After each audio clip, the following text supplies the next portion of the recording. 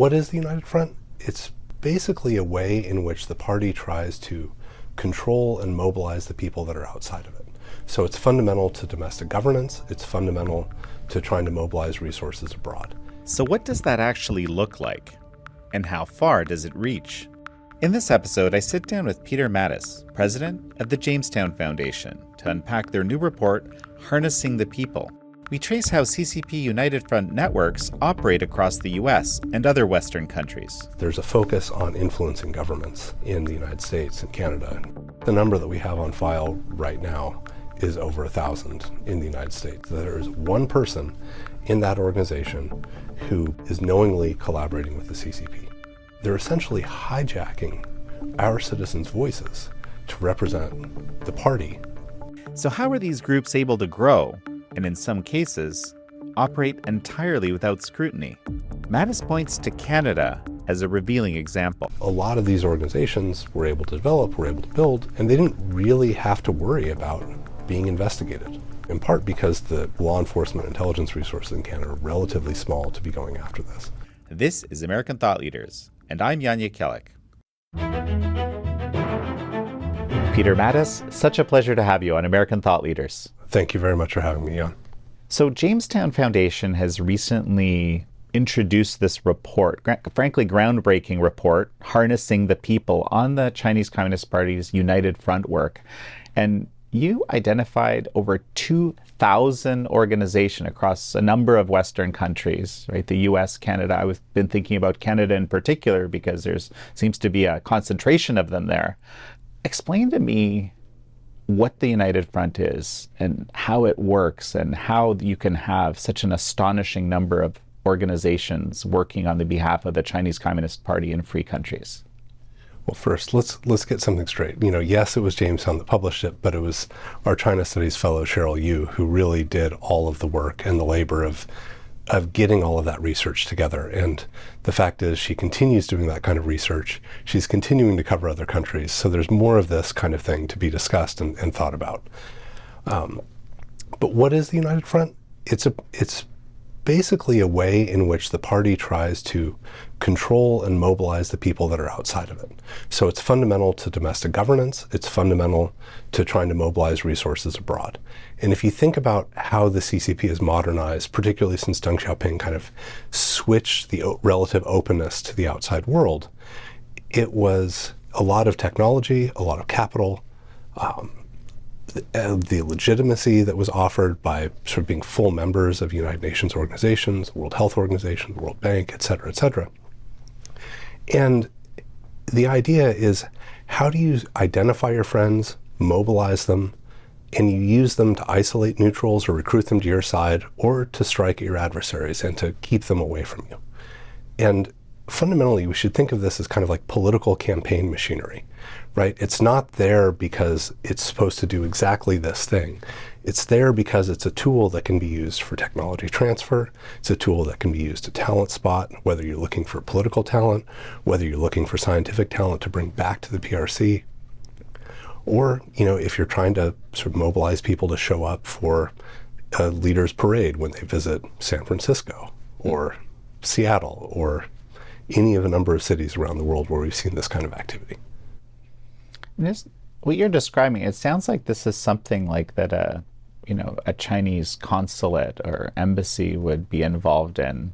And explain to me how these institutions actually work. And are they, I suppose they have different levels of infiltration? Are they all just like founded to do this in the first place? How does that work? Well, let's keep a couple of things in mind about this, right? United Front work is not like a covert action initiated in the United States that requires a presidential finding with the sense that this is what our national security is. Here we want to do these things. We want to apply these tools to get this result. United Front work is what the party does on a day-to-day basis. In fact, it's been described as the work of the entire party. And it's because there's a Politburo Standing Committee member who sits atop the system. There are a couple of Politburo members and a vice premier that deal with this system. And every single ministry in it has some role to play in it. There's a Ministry of State Security role. There's a Ministry of Foreign Affairs role. There's a Ministry of Commerce role, a Ministry of Education role.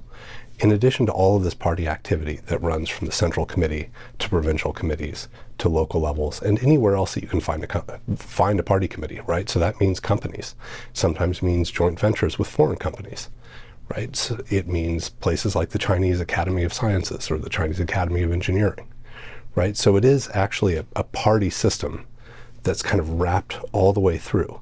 And so when you go over to a consulate, right, somebody there is going to have United Front work as their portfolio. But it's also not unheard of for the person who supposedly is doing United Front work to be a Ministry of State Security person, right? Because there is an intimate relationship, if you will, between intelligence collection and this kind of mobilization and talent spotting. America's education system is broken. You've actually heard about it here on American Thought Leaders from a lot of experts. But many busy parents also struggle with finding good alternatives. That's where Freedom Project Academy comes in. For 16 years, FPA has offered a fully accredited classical online education, grounded in Judeo-Christian values for students from pre-K all the way through to high school. If you need structure, you can go live with real teachers every day. If you need flexibility, you can choose anytime classes ready 24/7. Want more control? The homeschool track lets you guide your child's education, while the Academy provides the curriculum and support.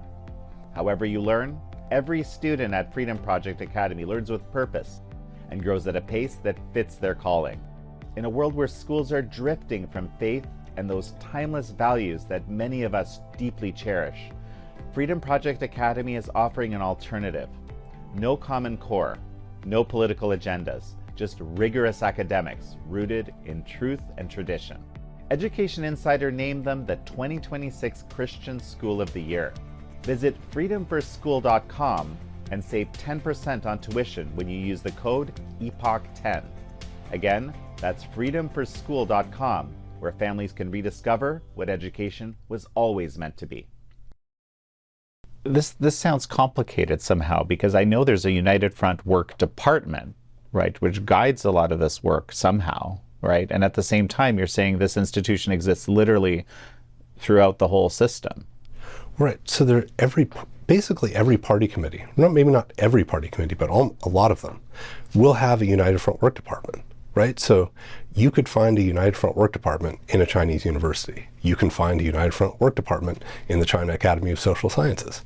At the same time, you have the central level, that's usually what people mean when they say, oh, there's the UFWD, right? But Beijing City has one.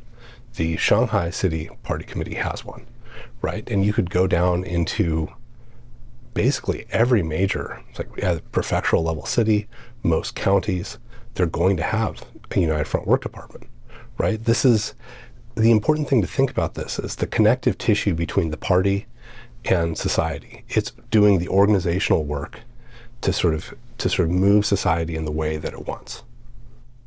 And that's, you've been talking about how it works, within China, but a big part of its work, of course, is outside.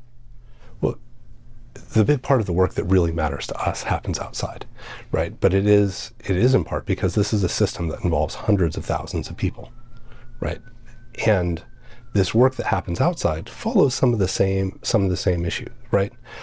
They want to organize, say, scientists and engineers to find, who are people that would be susceptible to recruitment, right? So you can find examples of individuals who have set up, say, a Chinese American Science and Technology Association, right, in their local area.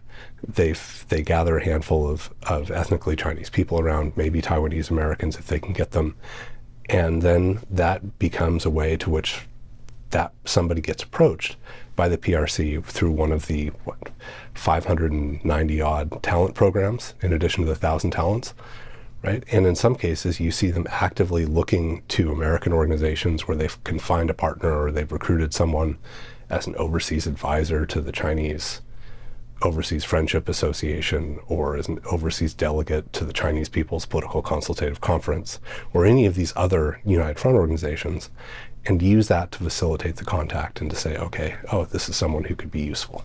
There's almost 600 talent organizations? Talent programs? Yes. right? Because there's not just the central ones, there are provincial ones, there are local ones. But this is, just like spell out what this is doing, right? Like, right? The talent programs were deliberate efforts to recruit people to come back to the PRC to take on part-time work in some cases. In some cases for, come work for a summer or come work for 6 months and get an entire second salary for what you're doing.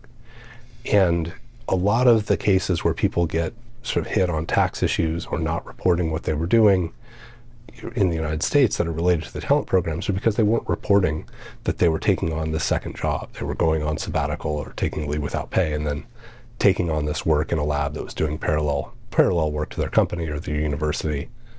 In some cases, they might have been funded from the National Science Foundation, and now they're sort of doing the same work and applying it over at a PRC lab. So let's talk about the scale of the impact here. And then I also want to specifically talk a bit about Canada, because it seems to be like there seems to be an unusual concentration there. But like, can you give me like a picture of what this means? I can't remember the exact number in the US, but the implication of that. Yeah.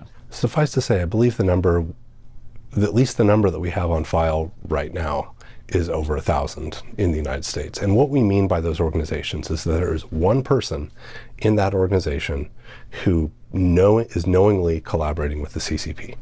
Now, could they be doing it for their own profit? Could they be doing it because they do business in China and they want things left off their back, be left alone, right? But there's somebody who knows.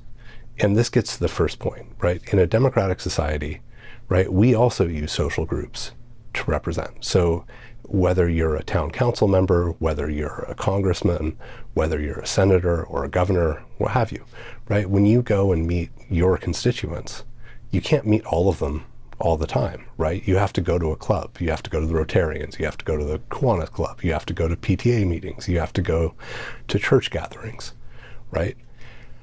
And these, in many cases, are community organizations. So you show up, they organize their members. Or you select the leaders of these organizations because they represent 500 voters or 1,000 voters or what have you, right? But the problem here is that if the person who is a leader of this organization, who's sitting at that table, who's sitting face to face like this, is one of those knowing people, they're essentially hijacking our citizens' voices to represent the party and saying, instead of you and I thinking that we're having a real conversation, and that I'm representing 500 people in my community organization, I'm really representing Beijing's voice, but you think it's the 500 people behind me, right? So that to me is fundamental, because it's actually, given that we're in a room that has scenes from Philadelphia, mention of the US Constitution, right? This is fundamental to what it means to have sovereignty embedded in the people, right? And they're taking voices away. At the worst case, you have things facilitating espionage, you have it facilitating technology theft, you have it facilitating transnational repression, right? That's surveilling people, keeping track of them, doing research on people. And this means that I think these groups often can end up being kind of like, it's like tall grass that's being deliberately cultivated to hide snakes, right? And the reason why I use this analogy is that for those 500 people, right, they're being used, right? It's not the grass's fault that snakes are hiding in it and making it dangerous, right? But they've been deliberately cultivated, they've been deliberately grown so that they can hide the Ministry of State Security, so they can hide the PLA, so they can hide the Ministry of Public Security, right? And this is where you end up with, these overseas police stations. This is where you end up with mobilization of community groups to affect elections, like happened in Richmond and British Columbia, right? Mm-hmm. This is where it is. But the criminal stuff, the espionage stuff, like it's kind of the most glamorous, but I feel like the political side of it is really the most fundamental. Well, you're kind of blowing my mind here, okay? Because I've, of course, known about the United Front for a long time and kind of felt I understood it better than many people. But something I've been exploring recently, and I write about this in my own recent book, is how the Chinese Communist Party actively subverts all civil society. In fact, that's what distinguishes a totalitarian regime from a mere authoritarian regime. And I'd never really thought of it, that really this is, in a way, the function of the whole United Front, is basically to co-opt all civil society to be under the will of the party. Like, it's like the thing that, de Tocqueville basically imagined would make America unique and powerful, and the self-organizing ability of Americans, right? That's the civil society. So in communist China, all of that is co-opted under the Communist Party, but with this kind of veneer of civil societies. Like you've heard the term, there's NGOs and then there's gongos, the government NGOs, right? And so forth. Well, I guess we should call them pongos in this case. Yeah. Would you agree with that? That the United Front really is the method of co-opting or destroying civil society? I think co-opting and subverting is destroying is the sort of last resort, right? The effort is really to develop control. But if you control it, it's not civil society anymore, clearly, right? Well, but this is, we sit here and we wonder, like, what does the CCP mean when they say that they're a democratic party, right? And what they mean is that the party represents everyone's interests. And what they're trying to do with the United Front work, at least domestically, is to create a feedback loop so that sort of people feel like their feedback has gone in and that the party represents them, but then the United Front guidance comes back out and shifts the line and moves people around. And they call this consultative democracy. And you can look at the State Council white paper if you want a good explanation, really, of the sort of the theory, if you will, of United Front work. But you can look at this internationally. And when you see Beijing talk about multipolarity, and they talk about a different kind of world order, a new type of international relations, what they're really talking about is applying that kind of consultative democracy, if you can even call it that, but really this effort of controlling and creating feedback loops that run through the party, but applying that onto an international scale. And it gets a little bit worse, in some perspective, because the way the party defines security, right? Most authoritarian regimes and most democracies will say resilience in the face of catastrophe, our sort of ability to manage threats, right? But the party defines it. It's in the national security law. They define it by the relative absence of threats to the party's ability to govern, right? I mean, if you remember your sort of freshman philosophy class in college, right? You can't prove a negative. So there's always a perpetual search for enemies, perpetual search for ideas that are dangerous. And that'll keep pushing out and pushing out and pushing out.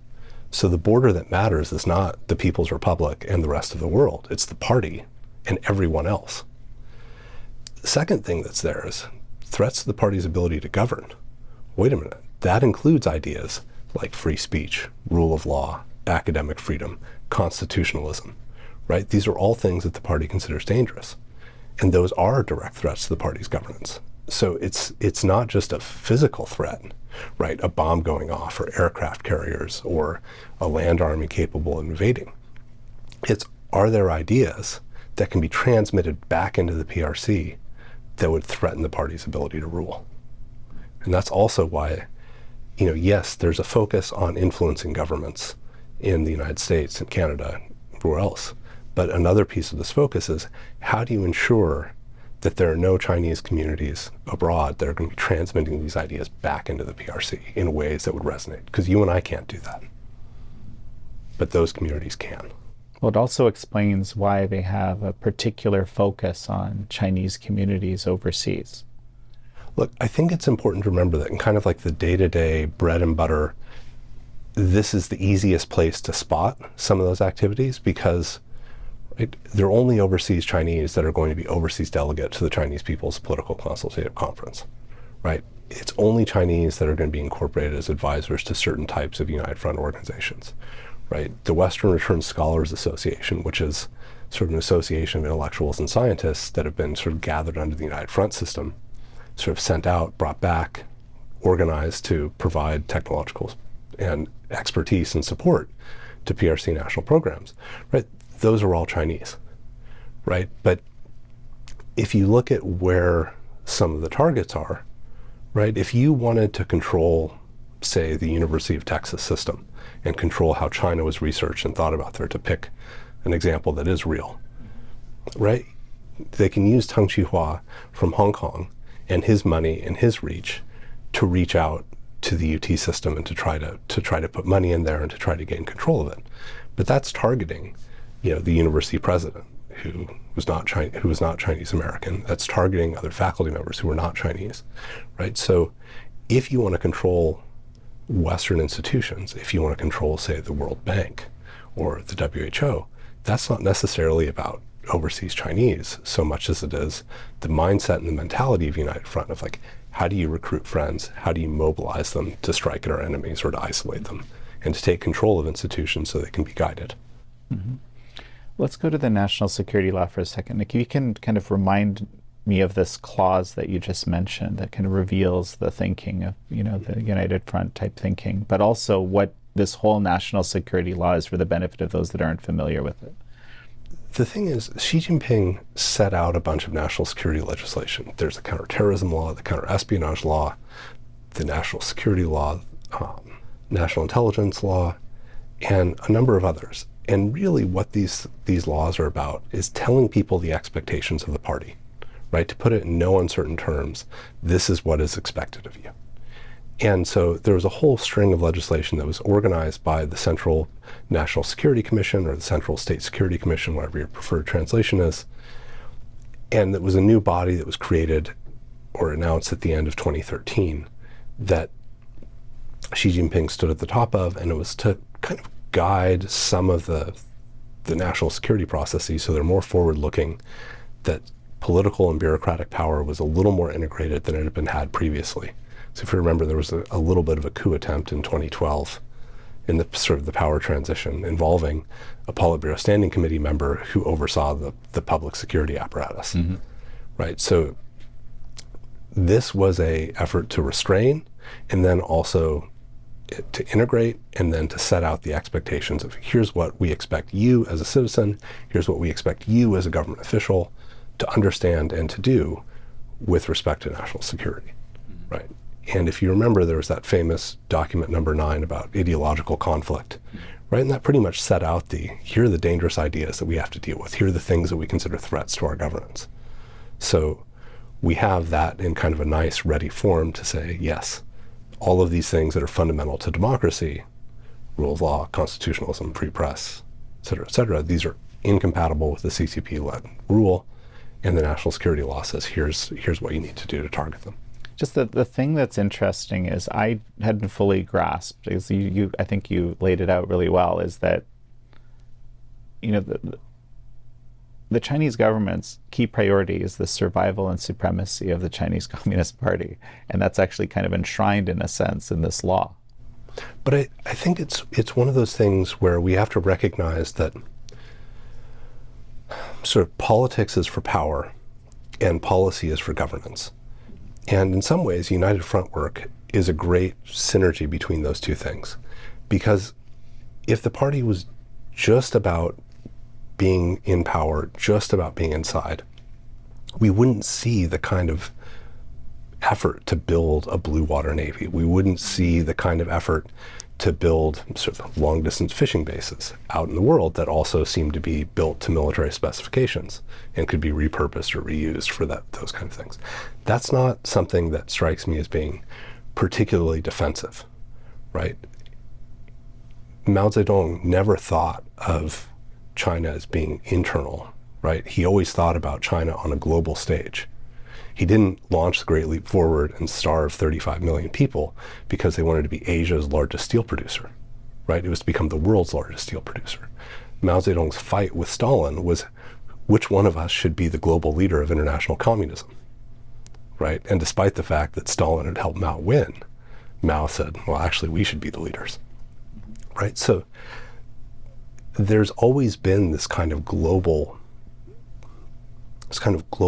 and I hate to use the word positive in a sense, but it is a proactive or a positive agenda of how do we reshape global order? How do we reshape international relations? And whether it was the 5 principles of peaceful coexistence that have been kind of morphed and evolved and played on to become a new type of international relations or a community of common destiny for mankind, it is a global through line. So yes, there's politics for power. How do you preserve the CCP? But there's also a sense of purpose, and we do ourselves a disservice if we don't get that drive to reshape the world, because there isn't a natural, oh, we're going to fall into this defensive position, right? It's that they are out there actively changing the world in proactive ways, and they've been doing this for decades. So I've often described this, okay, as the party deep down inside knowing it's illegitimate and needing to basically subvert anything that demonstrates that. We've kind of talked about this a little bit already, why you don't want any sort of, information coming back that would, support these free forms of governance, let's say. But is it, do you view it that way, or is it something different? I mean, deep down, there is a sort of concern about legitimacy, right? You can see it in the language, for example, when Prime Minister Takaichi in Japan last November said, actually, if we see a war over Taiwan, right, this can't help but affect our interests, and we need to, we will probably need to be involved, right? And the response from Beijing was just over the top. But when you look at that language that was used, or if you think about it when the ambassador in Sweden for the PRC, threatened them, said basically we have fine wine for our friends and shotguns for our enemies, right? And very clearly implying that what Sweden was doing made them an enemy, right? This comes down to respect. Like when you look at the language that's used, it's often about you are not respecting our power. You are not respecting our influence. So I think you're right that there is this kind of deep-seated sense of illegitimacy, or that we have to change the terms of legitimacy so that we are recognized and our contributions as the Communist Party of China are recognized for creating an alternative path for development, creating an alternative way of governance that doesn't rely on liberal values. I want to touch on this one thing. You mentioned the military-civil fusion briefly earlier, but I just want to kind of remind us of that. It was actually your testimony, I can't remember when you talked about the fact that Xi Jinping had elevated this idea into the top 7 national priorities. If you could just briefly explain that for the benefit of our viewers, because I still think it's something that's not sufficiently understood. Well, the military-civil fusion development strategy, as it was elevated to a sort of a party strategy in 2015, integrated into the party charter. And there are 6 other strategies that go back to the late 1990s. All of these 7 strategies are about how do we fix specific deficiencies to raise our overall level of comprehensive national power. This is one of those terms that they actually obfuscate a little bit in official English translations. So you have to be looking at the Chinese to see how often and how common it is. They'll use composite national power, composite national influence, aggregate national power, like all sorts of little terms. But if you see it in Chinese, you see that it's clear, it's consistent, they've supported it. And military-civil fusion is fundamentally about how do we ensure that we don't sort of duplicate investments on the civilian side and the military side. How do we ensure that when we have something that's valuable to both, or particularly valuable to the military, that there's a seamless transition to bring it over and to make use of it? And it's really about reducing friction to ensure that the military has the best access to scientific and technological expertise that's taking place out in the world, right? Because they recognize as much as anyone else that it's not just in national labs, it's not just in military research facilities where the cutting edge work is being done. And in some cases, the government can't keep up with those things in quite the same way. So is anything independent of the Communist Party and Communist China? I feel like when you look at Chinese society, when I was at Tsinghua in 2003, 2004, sort of, and over trips through the years, you could see that there was a space that had been carved out in the 80s and the 90s and the early 2000s where people could kind of opt out of party life, where they could find a way to live their life without being sort of subjected to its pressures, and in the same way that it had been in the Mao era. And I feel like Xi Jinping has taken that away, right? He's taken away that option that you can kind of be like, oh, you know what? live and let live. I'll live my life. I won't challenge you. Let's just leave it that way. I feel like Xi Jinping he's kind of changed that. Propaganda is up in places where it didn't used to be, right? And people tend not to even, in fact, actually, members of the international department that I met on my last trip to China weren't even aware, because they were just like, oh, I didn't even think about all the propaganda that was up there, right? But it was, instead of an advertisement, there's the 4 comprehensives of Xi Jinping, right? And you could see them all over the place in ways that I only remember seeing kind of the tail end of the 3 Represents campaign. That was Jiang Zemin's like crowning achievement as the outgoing general secretary, of saying, here's his contribution to party theory, right? And then it went away, and then no, you didn't see it on the streets, you didn't see it on red banners hanging across the roads. And so you've seen this push into everyday life, right? You've seen the gamification, if you will, of political education apps, right? It was in the PLA starting maybe 2011, 2012, and then just continued and expanded out into the broader population. But what about, I still see people saying, well, prove to me that this company is CCP affiliated, or the CCP, that this looks like an independent company to me. So the most important thing here is that, yes, someone can have those dreams and someone can have those things. But when the party wants it, it's theirs, right? So inside the People's Republic of China, the party's not everywhere all the time. But if it sets up shop somewhere and says, you know what, this little patch, whether it's a company, whether it's a park, whether it's a mosque, as it were, in Qinghai or in the Xinjiang Uyghur Autonomous Region, right? It's theirs, right? And there's no way to really challenge it.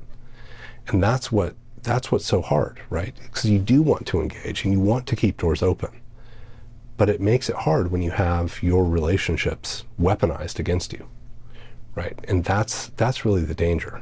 Well, and I mean, and we know they have a kind of a unique fixation on the United States, but that's kind of my argument always has been that if anything has a kind of U.S. connection, of course the party's involved. Like, it would be almost unthinkable that the party would not be involved. Heads would roll, right? Just because of this whole kind of, I guess, structure, lattice work, if you will, that you've been describing here. Well, and it's become increasingly informed with technological surveillance. Again, is it perfect? No. Is it completely automated? No. But can they start finding what they want if they go searching? Yes. And I think one of our challenges has to be to recognize that the party also coerces Chinese people to join it, right? And cuts off opportunities if they won't do it. And so the question, I think, for us has to be, well, like, yes, this person might be a party member, or they might have joined, or they might have been forced to join the China Youth League, the Communist Youth League. Okay, so how do we draw them out? How do we give someone a sense of safety? Because the fact is, we have Chinese people who are coming to the United States, and they don't have freedom of speech.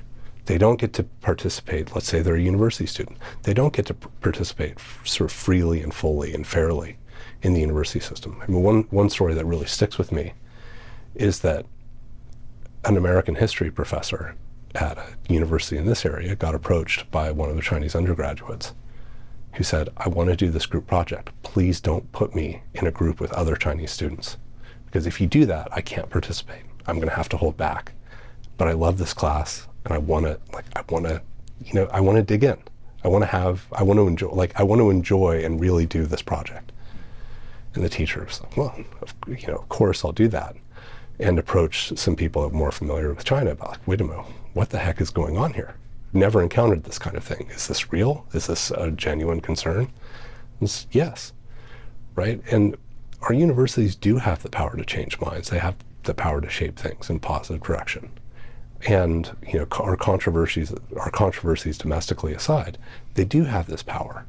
But it's only there if you can sort of break people free and give them the space to experience it, and not be sort of surveilled, if you will, by the United Front system, right? Because right now, for example, a lot of universities will take Chinese students at sort of a full freight, or a PRC national scholarship.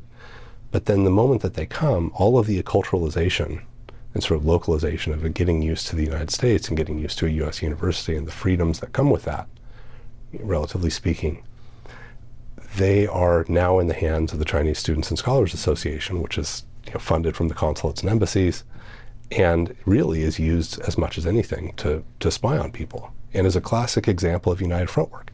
How do you channel people into the social groups where the party controls it and monitors and is able to sort of guide them where they want them to go? Mm-hmm. Yeah, and I mean, in this case, they have the university's cooperation basically in doing it, right? Yeah. I mean, this is the cost of naivete. Mm-hmm. Right? I don't think that there's necessarily anything malicious. And there are plenty of people who have had their organizations affected or shaped or... Well, let's say it's naivete and maybe taking advantage of our greed, because there's a lot of money involved. Right? Oh. Yeah. Right. I mean, when there's a lot of money involved, you kind of want to look the other way. Let's talk about Canada. Something that was very stark. I mean, you had a whole press conference where Cheryl, in Canada, to kind of introduce this report.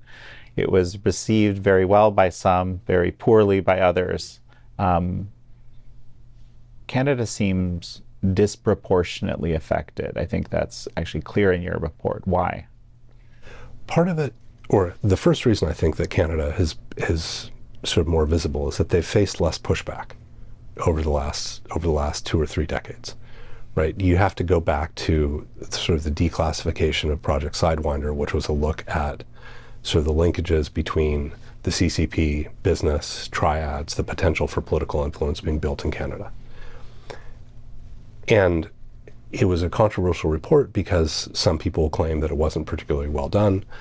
Others will say, probably rightly, that it was a little too speculative, and that it hadn't quite reached what it was saying it was, but it was a sign of things to come. But that was kind of the last really public, visible pushback. And then you have the WTO ascension for the PRC. Basically pushback on CCP influence operations. Exactly. Yeah. And putting it in the public eye and saying, wait a minute, this is something to think about.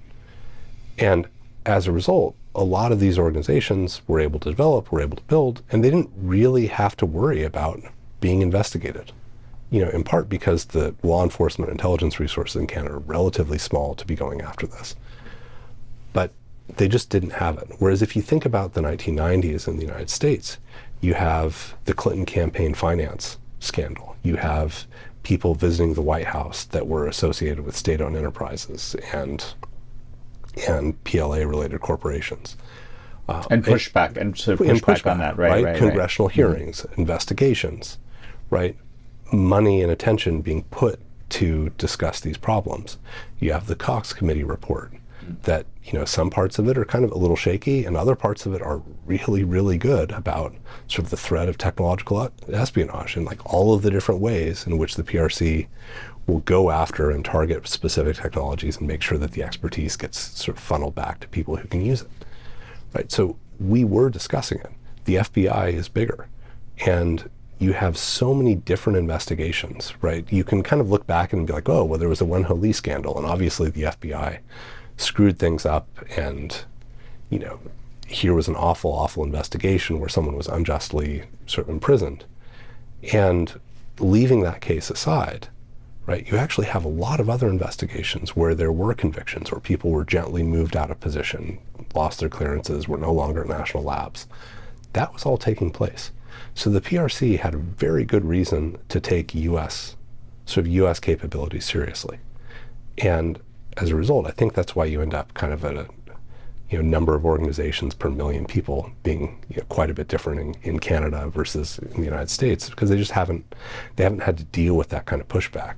And we're only now getting to that point where you have a national commission investigating foreign influence in Canada, where you have the beginning of a kind of registration scheme that's still being put together. I think it's been about 1.5 years now that it's been going, but we're only at the beginning edge. And so that means that these groups have never really had to hide themselves. They've never really had to be careful and therefore they could just sort of move and operate. And the fact is, it's always easier to operate in the open than it is to operate with camouflage and all of the things that you need to do for security if you're really concerned about being investigated. It seems like these influence systems, the United Front work has, politically yielded a lot of success for the CCP in Canada.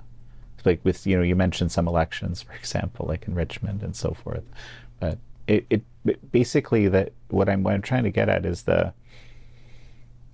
because there's this heightened level of this activity, and this is represented in the number of organizations, but you can I guess you can measure it in other ways as well. This has had I think a pretty profound impact on Canada. I wanted, if you could kind of talk about that just a little bit. I think the most important impact on Canada is that when this kind of approach dominates the discourse, right? As you know from your parent organization, the Chinese language news media has gone through a really profound change in the last 2 decades, right? So one of the impacts of this, and Canada certainly feels it, is that almost all Chinese language news media has gone toward the CCP, right? And with a few exceptions. With a few exceptions, yes, right. But it's it's no longer right in sort of the good old days, if you will, or of sort of anti-communism within the Kuomintang in the 60s and 70s and 80s, right?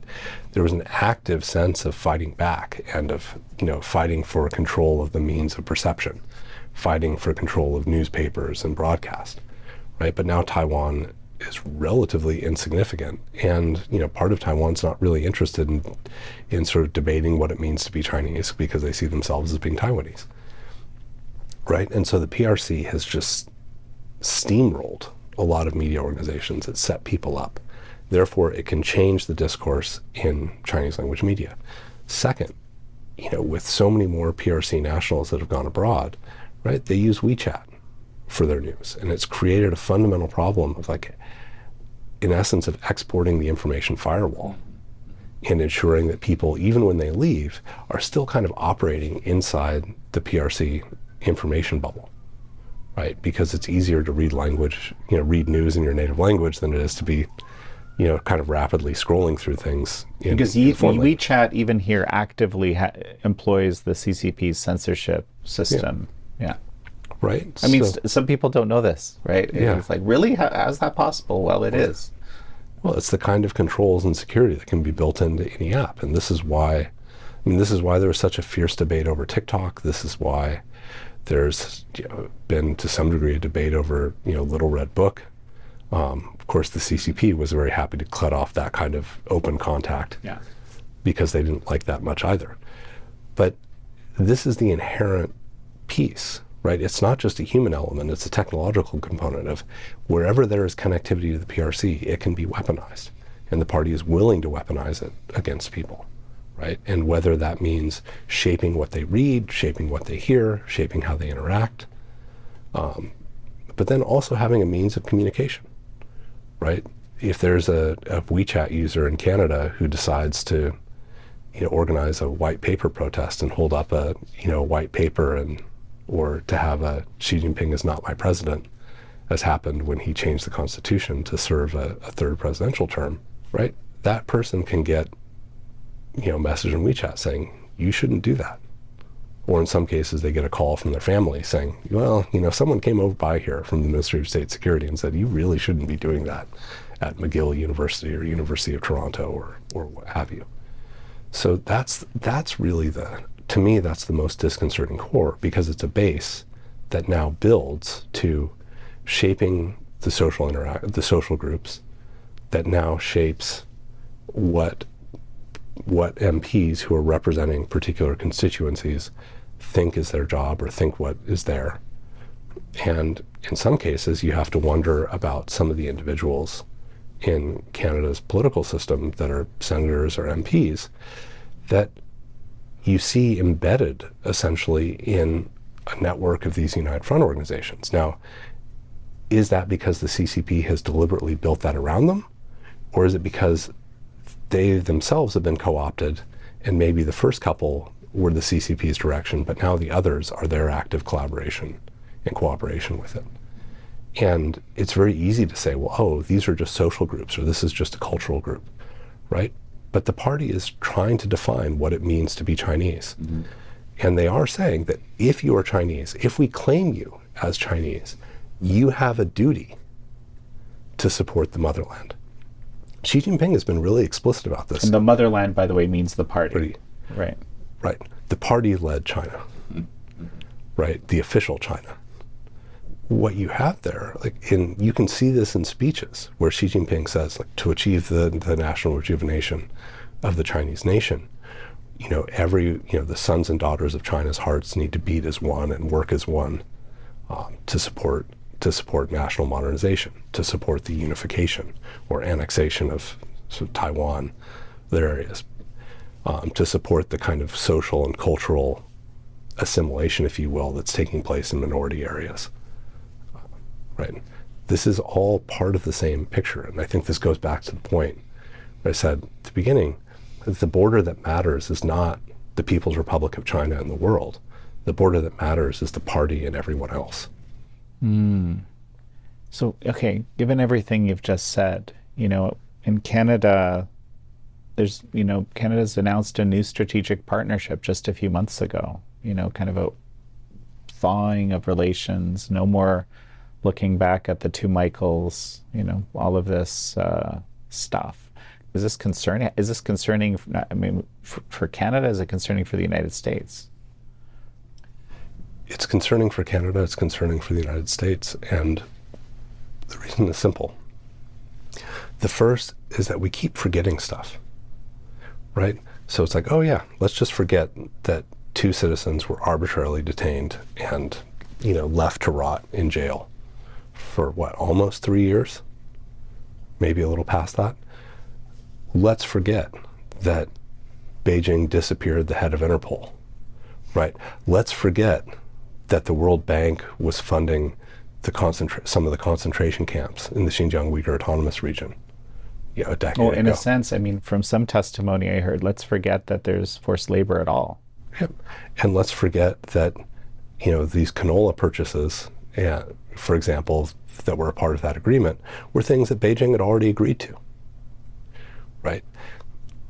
That impetus to forget is really, really troubling. And this is kind of a meta problem, if you will, that suffuses democracies, that we're sort of like, well, it actually isn't that bad, right? And we sort of say, oh, well, shouldn't we accommodate? Isn't it natural that there should be some change in how these organizations work or the values that are there because, it's a changing world? And the question I've got is just at the point that the World Bank is funding concentration camps as part of development, and everyone's kind of being like, we're okay with that. What's left to change? What else do we think is for sale, or what else do we think is there? But second thing, when it comes to Canada, I understand why he might have an emotional response to the United States, right? There's a great CBC radio contest from decades ago where it was a contest to come up with as Canadian as, in the spirit of as American as apple pie, right? And the winning entry was as Canadian as possible under the circumstances, right? They know where they are. They know where they're located. They're looking for just a little bit of respect under the circumstances. But I think with that emotional response, it's look for other partners. Look for countries that share your values, right? I would argue the U.S. is that country, frankly. But let's say, let's say you don't want the an US. Emotional response, Right. or say you're looking at us, right? There's a certain amount of this that is going to be natural, right? Or you might sort of, there might be some kind of snapping back or reduction, or there's going to be a little change. But we're still hugely important to each other. And no leadership is really going to change that. But if you're looking to shift on the margins, right, and China for Canada is the margins, right, there are lots of other countries out in the world that are important to Canada that could be there. Why does this matter to the United States? first and foremost, because we have a trade agreement with Canada where, when you can get something into Mexico, when you can get something into Canada, it now becomes possible to make it, or a little bit easier to get it into the United States. And therefore, the problems in one start to affect can become problems in the others, right? And if Canada's unwilling to put in really strong controls, then it's not just a Canadian problem, it's the beginning of, an American problem and a Mexican problem. And the same could be said about the other players that are a part of the U.S., Mexico, Canada Free Trade Agreement. So we've talked about, why, China might be important to Canada, or why, they might be, making that foray. But why is Canada so important to China? I mean, just looking at that, per capita United Front work. And a diplomatic presence that's actually comparable to the United States. Which is astonishing.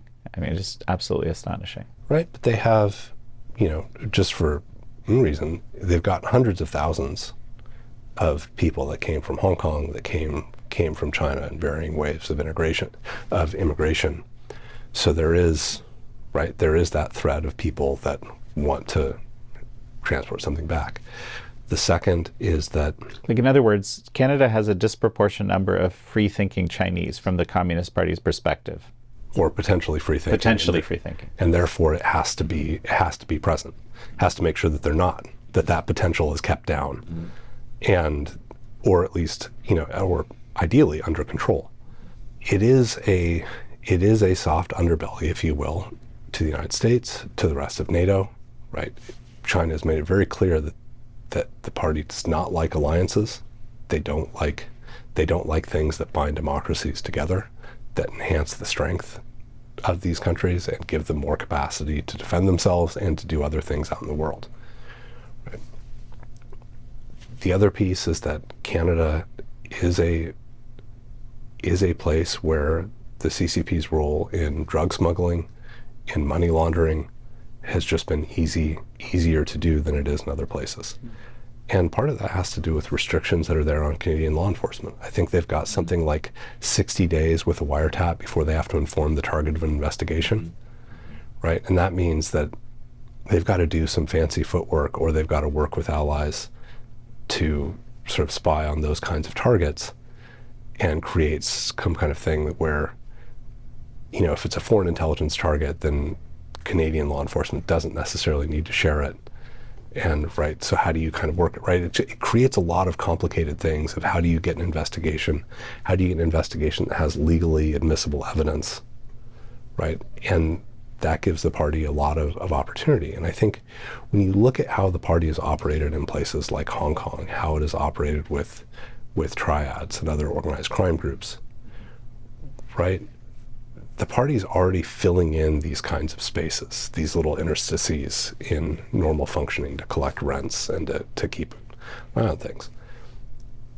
And they get the opportunity to take advantage of with these groups. And it works, as long, I think it was Deng Xiaoping who referred to, as long as the triads are patriotic, then, we can figure out a way to do business. And kind of keep things away from the party and keep things away from the state apparatus, and let it kind of work under the table. And it's a great way to help people earn money on the side, for being patriotic. And this is the kind of reason why you've seen this kind of party criminal nexus essentially take over global money laundering without really firing a shot.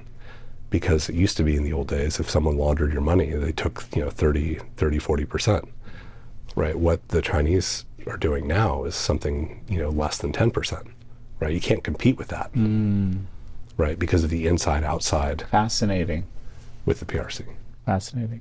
It's actually in Vancouver, through the work observed in Vancouver, that this term "unholy trinity" was coined, which is the triads, the state security or the party and the wealthy kind of business tycoons, if you will. All individually, they don't seem to be, it doesn't necessarily seem to be that obvious that they're working together, but the moment that you see it, you can see that there's kind of tight collaboration in many cases. Well, look, it's worth noting that the party itself has never actually had a problem with drugs, Right? One of the ways that the CCP funded itself after the Long March in Yan'an was by cultivating poppies and selling opium to Chinese people. Right? And the reason why we know this is because the Comintern people there were kind of like, is this really okay? Should we really be selling drugs? Should we really be doing what we're complaining that the imperial powers had done? Right? So, I mean, this is Stalin's Comintern. They're kind of like, that's maybe a little too much. Right? But I don't think the party has ever had a particular problem with this. And it's just now they've got the industrial capacity to be, and the control mechanisms to be pushing it abroad at industrial scales and moving them, through their proxies and through their conduits of triads or of cartels, saying, here's the cheapest chemicals at the best price, go for it. Mm-hmm. Well, it's interesting because often you see this sort of drug warfare that the CCP has been effecting on America and so forth as they call it reverse opium war. But this bit of information that you just offered, puts a chink in that argument, i.e. the CCP itself was involved in a sense, in exactly the use of these sorts of substances. Right. I mean, this is where we really have to come to grips with the fact that the CCP does not really have a moral bottom line. Right. As you know, with the book that you've written on organ harvesting, right, this is something where there isn't actually some clear statement of like, oh no, we're unwilling to do this. We'll draw the line here because we don't think that's right. Right. We have all of these examples where it's not clear that there's some moral bottom line or that there's some moral restriction. I was taking a little look into biological weapons research and what does the PLA and talk about with bioweapons. And one of the things that was interesting was when they were talking about the Biological Weapons Convention, they were just like, this treaty means nothing, because if a war ever comes, everyone's going to use it. Right? If there's a weapon, it will be used. There will be no restraint. So we should just go ahead. Mm-hmm. Right? So in essence, these guys were mirror imaging that these treaties didn't mean anything, that people weren't, that the United States had perhaps really stopped researching sort of offensive pathogens and was really, like, our biological weapons research has been entirely defensive in nature. But the party looks at it, or the PLA looks at it, and like, they don't believe it. Because they don't have that moral inhibition.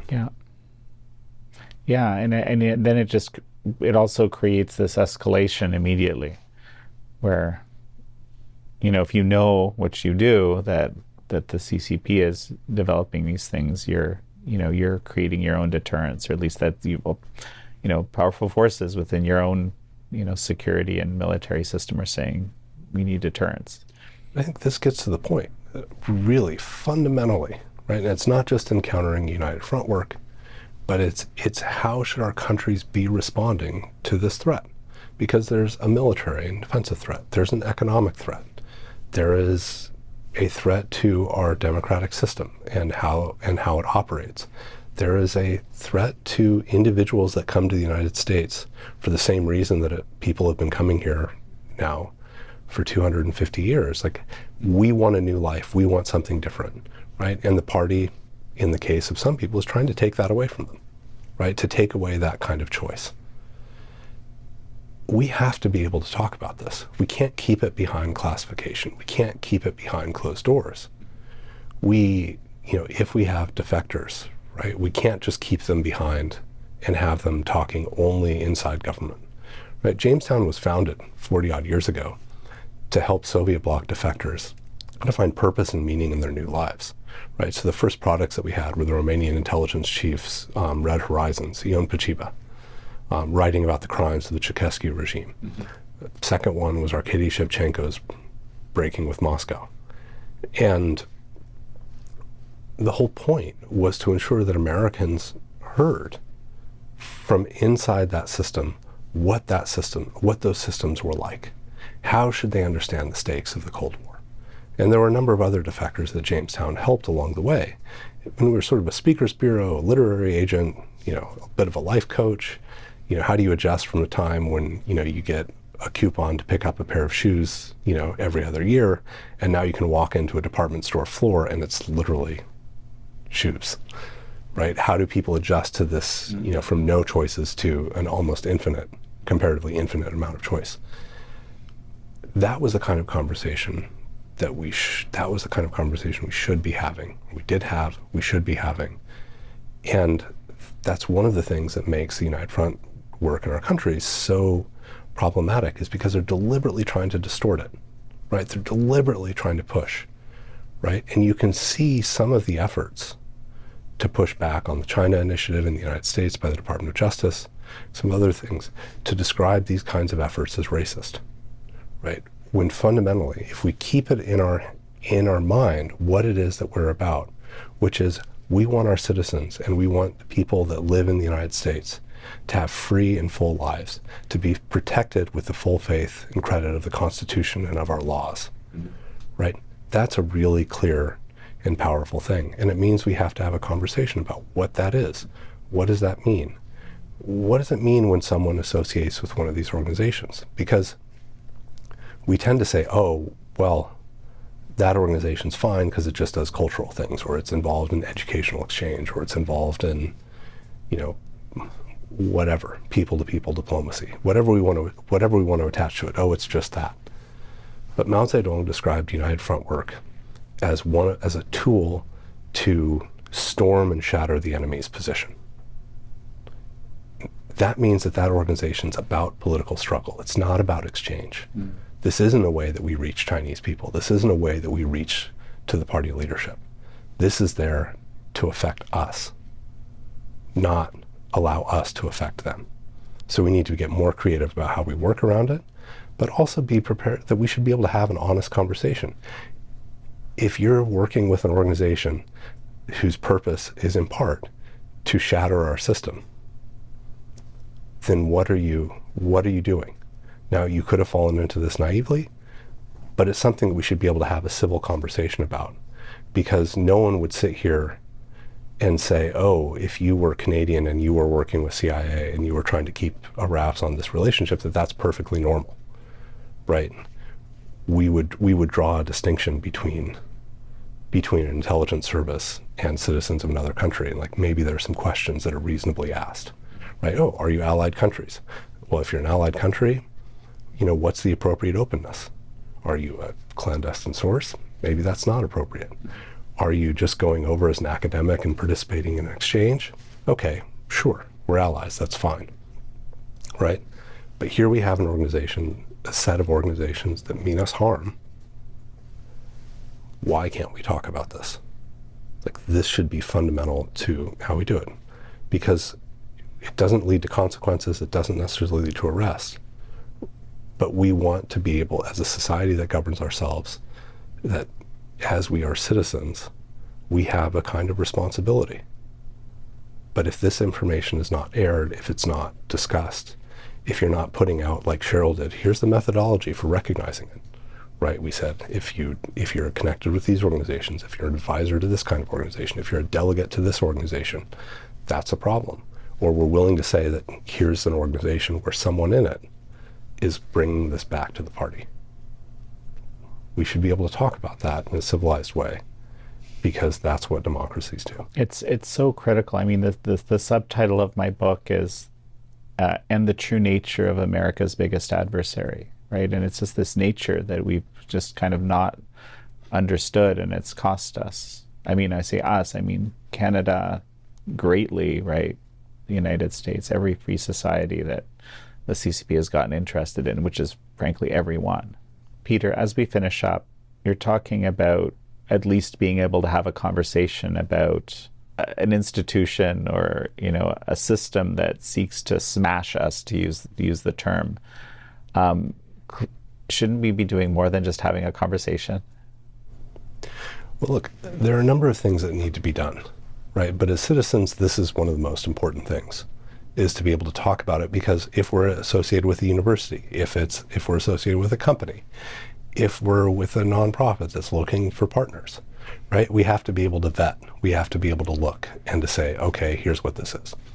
Second thing that we have is that the scale of this problem is such that we can't arrest our way out of it, right? So that means that, yes, the citizen part of it is important. Second thing that it means is that we're going to have to use different kinds of tools than trying to drag everything into a courtroom. And besides, if we are dragging everything into a courtroom, that's maybe not an ideal approach for a democracy, right? We want our laws to sort of draw clear lines, and we want government investigative and intelligence powers to be on the illegal side. We don't want them investigating legal behavior. And that's the other reason why you have to have the citizen discussion and people taking responsibility for their own institutions and ensuring the integrity of them, right? And that also goes to governments, right? We lost the integrity of the World Health Organization when they failed to declare a pandemic, and they did it because of a CCP proxy inside the office that was preventing a decision to go. And what happened in the US is on us, but what happened in dozens of other countries around the world happened because their response was tied to the WHO's decision, right? Because they don't have the same resources to be watching around the world. So it was tied to it. That cost lives. So we have to remember those things. And it is a government responsibility because they are our voice in a place like the World Bank, in the United Nations, in the World Health Organization, the World Intellectual Property Organization. You can go on and on and on, right? So it's not just, it's citizens should do this. Here's the government result. It has to be to protect and preserve the integrity of these institutions that have helped govern the way our countries have often interacted. Another piece of this has to be the investment in expertise. And there are a couple of ways to think about this. The first is that we've got to be doing a lot better than only what is now a few thousand Chinese language students in the United States. We need to think critically about how do we build their exposure and their understanding so that they can go into corporate roles, they can go into government roles, and they can be cleared, right? We basically kind of said, they went and spent time in China, and they spent long enough time there to get really good language skills, therefore we can't clear them. That's an acknowledgement of failure, that we can't identify patriotic Americans, right? So we have to fix that. We have to fix that problem. We also need to be thinking about the fact that there are a lot of motivated Hong Kongers and Taiwanese and Uyghurs and many others. And actually, you know what? A lot of Chinese nationals that don't buy what Xi Jinping is selling. Right? How do we create a home? How do we professionalize them in the United States? How do we ensure that they're sort of ready to go? Because they've been facing this. They are motivated. They want to contribute. So how do we make a pathway?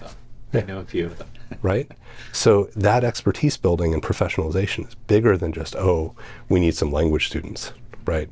It's bigger than that, right? Because it's not just a language understanding. It is what is the nature of the party? What are they willing to do? How will they go? How does it work bureaucratically, right? These are all things that are difficult, but we need that piece of expertise, because how do you have a citizen-led discussion? How do you have institutions protect themselves if you're not generating the people that can go into it? And to be a person there and say, wait a minute. Yeah, should we really be doing that? That doesn't seem like a good idea. Wait a minute, you know that guy actually works for the PLA, don't you? Right? We need that in there. And then the last piece, we should remember that our classification laws, our FARA laws, are basically dating to the World War I and before World War II. Right? So they're dealing with a problem that's now almost a century old. They were almost entirely focused around national defense. Right? So if you or I went over and took pictures of a military base or certain other kinds of critical infrastructure, right? It's the question of whether or not we could be arrested or whether or not there would be a problem is not a classification issue. It's that this is very clearly a national defense and sensitive facility. But we haven't thought about what this means in a political sense. And we haven't updated those laws to say, okay, how do we protect all of these things that have been under attack? And there are some things that we can take inspiration from in the Cold War, but we ought to remember that we didn't really do this necessarily all that well inside our own country during the Cold War, right? We were simply not as bad as the Soviet Union, and we weren't crumbling the way that the Soviet Union was. But the resources that the CCP is bringing to bear, including inside our own country, is far more substantial than what the Soviet Union was ever able to deploy. And therefore, it's a different kind of problem on a different scale. And I think it's time that we start rethinking, well, how do we think of national security in a bigger way than just this narrow definition of national defense? And that's kind of where I would focus on the legal side of it. Right? So it is really a whole of society and a whole of government, because we all have little pieces of it as a citizen here, as a professional here, as a government official there, right? And that means that if you're at Treasury and you're in international affairs, working with the international organizations, you've got a role. You've got a role if you're at the FBI and an investigator. You've got a role as a congressional staffer. How do you make sure that your boss is not hearing from the CCP instead of their constituents, right? That's what it means, to deal with this kind of challenge. Well, Peter Mattis, it's such a pleasure to have had you on. Well, thank you so much for having me. It was a pretty good conversation. I think we kept it a little looser than we thought we would. Thank you all for joining Peter Mattis and me on this episode of American Thought Leaders. I'm your host, Jan Jekielek.